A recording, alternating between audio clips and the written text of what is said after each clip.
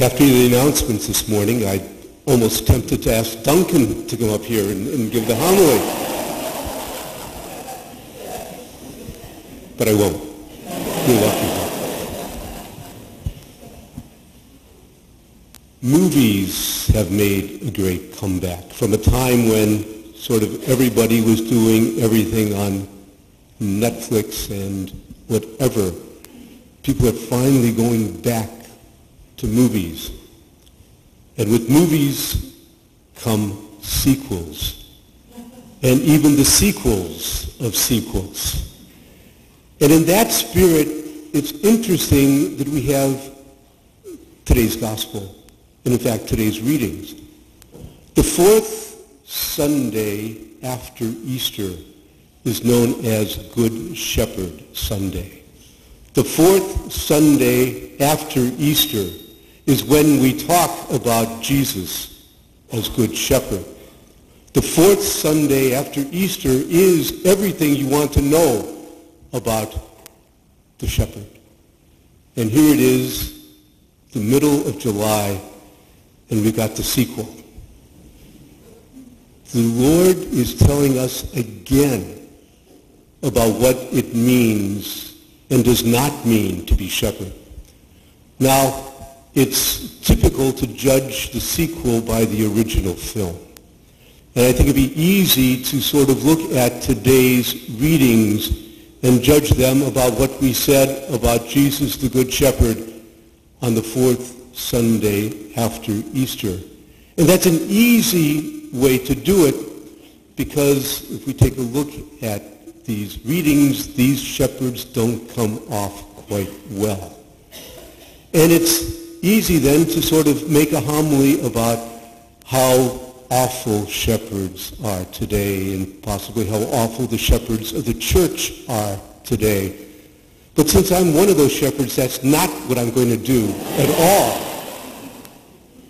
I'd like to remind us of what was happening last week, right before this gospel. Last week, Jesus sent the disciples out. He sent the disciples out to tell them to visit every town, to stay with whoever is worthy in that town. Don't leave them. If no one accepts you, shake the dust off your feet, but preach the good news of repentance. And today we're hearing that the disciples come back, and with them, lots and lots of people. Interestingly, these people at this point in time in Mark's gospel are not following Jesus because of the strength of Jesus' preaching.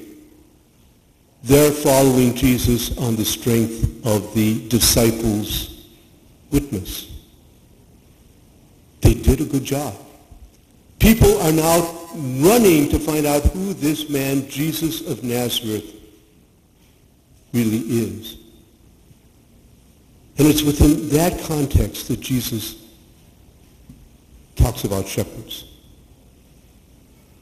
It is not the shepherds of the church in so many ways that are being talked about, but it is those who bring Jesus to others who are being talked about. It's the people whom Jesus sent. It's those ordinary people we heard about in last Sunday's gospel. It's every single one of us. And therefore, if we talk about shepherds, we're not talking about them, we're talking about us. And maybe it's in that context of being talked about rather than talking about them that we need to take a look at what today's gospel is saying. People came to Jesus because of what they heard about him. People came to Jesus on the strengths of the apostles' witness, on the strengths of the apostles' words, on the strengths of the apostles' example. And it is not the personality of Jesus at this point in the gospel that brought people. It's on the witness of those whom he sent. And maybe that is the context in which we need to talk about true and false disciples. To ask each and every one of us, who is the Jesus we're preaching? Who is the Jesus we're witnessing to? Who is the Jesus we tell others about? And sadly, for many of us, it's not the Jesus of the Gospels, it's the Jesus I would have liked to have seen in the Gospels. For many of us, it might be a Jesus who's a bit more radical than the Jesus of Matthew, Mark, Luke, and John. For others of us, it might be a Jesus who is much more conservative than the Jesus we see in the Gospels. For either of those groups, we're preaching ourselves, not Jesus.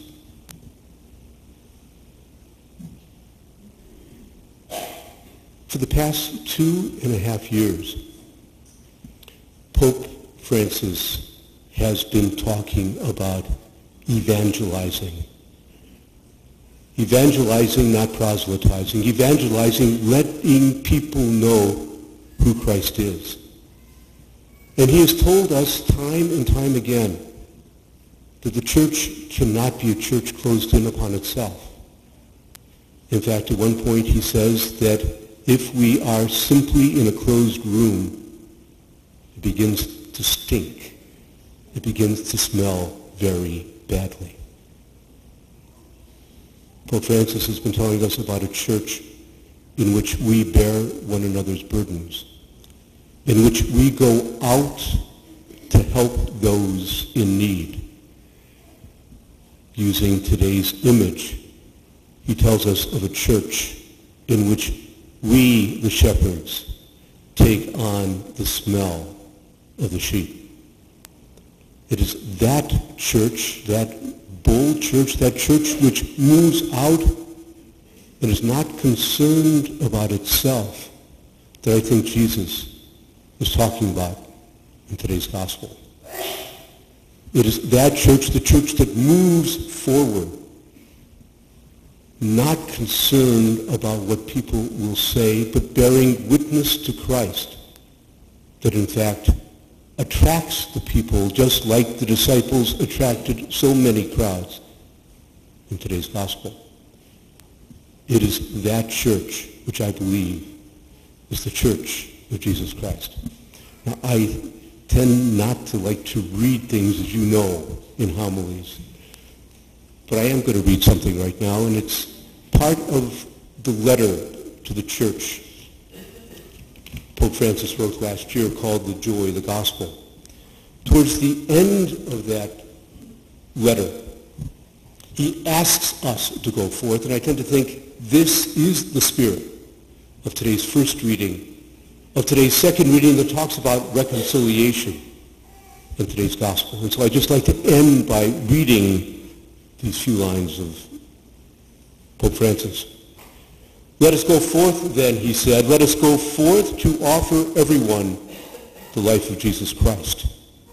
Here I repeat for the entire church what I have often said to the priests and laity at Buenos Aires. I prefer a church that is bruised, hurting, and dirty because it has been out on the streets, rather than a church that is unhealthy for being confined and from clinging to its own security. I do not want a church concerned with being at the center, and which then ends by being caught up in a web of obsessions and procedures. If something should disturb us and trouble our consciences, it is the fact that so many of our sisters and brothers are living without the strength, without the light, without the consolation of Jesus. without a community of faith to support them, without meaning and a goal in life. More than by fear of going astray, my hope is that we will be moved by the fear of remaining shut up within structures that give us a false sense of security, within rules that make us harsh judges, within habits that make us feel safe, while at our door people are starving. And Jesus did not tire of telling us, give them something to eat. Jesus today confronts us. Jesus today asks us, are we false prophets, or are we truly his own disciples? Are we willing to go out and give our sisters and brothers something to eat, the Word of God, the faith that has brought us to where we are?